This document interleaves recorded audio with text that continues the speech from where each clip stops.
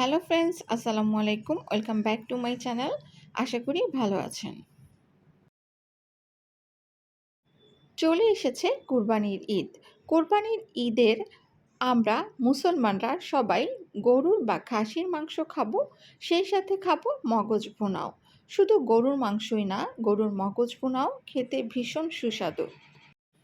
এটি রান্না করতে গরুর মাংস রান্নার মতো অতটা সময়ও লাগে না, তাই অল্প সময়ে আপনিও রান্না করতে পারেন গরুর মগজ ভুনা।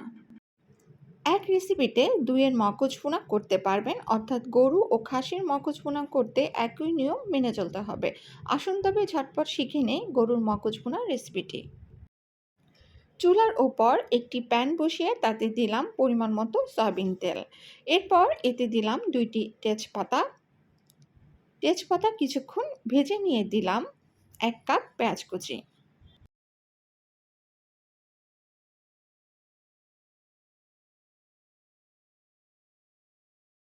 এবার পেঁয়াজ কুচিগুলো ভেজে নিব।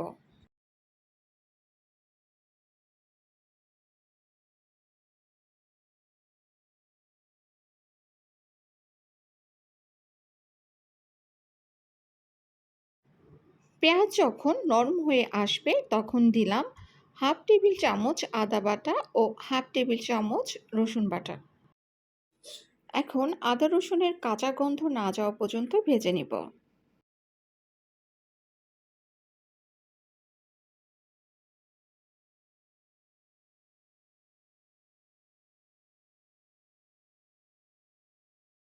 আদা রসুনের কাঁচা গন্ধ চলে গেলে দিয়ে দিলাম সামান্য পানি, যাতে করে মশলা পুড়ে না যায়। এবার দিলাম 1 চা চামচ মরিচের গুঁড়া, হাফ চা চামচ হলুদের গুঁড়া, হাফ চা চামচ জিরার গুঁড়া, হাফ চা চামচ ধনিয়ার গুঁড়া এবং স্বাদমতো লবণ।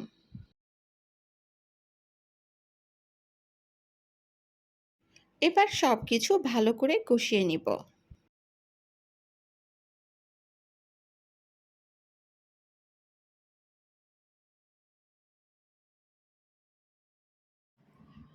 কষানো হলে দিয়ে দিলাম গরুর মগজ।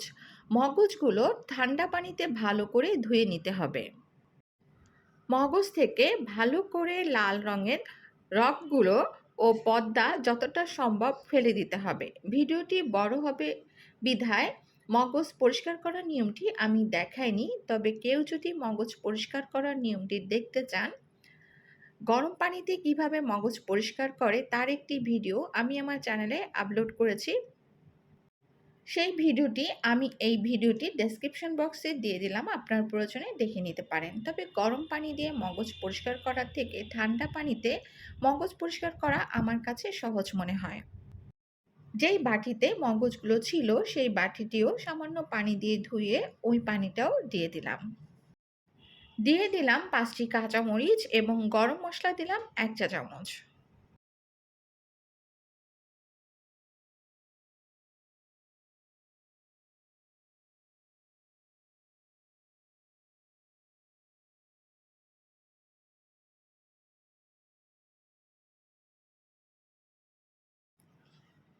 এবার ঢাকনা দিয়ে দিলাম।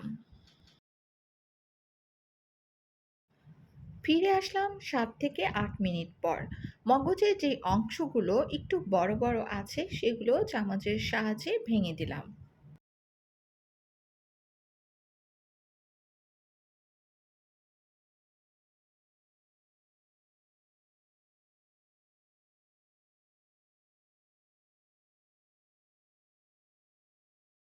আরও কিছুক্ষণ জাল দিয়ে পানি টেনে নিলাম।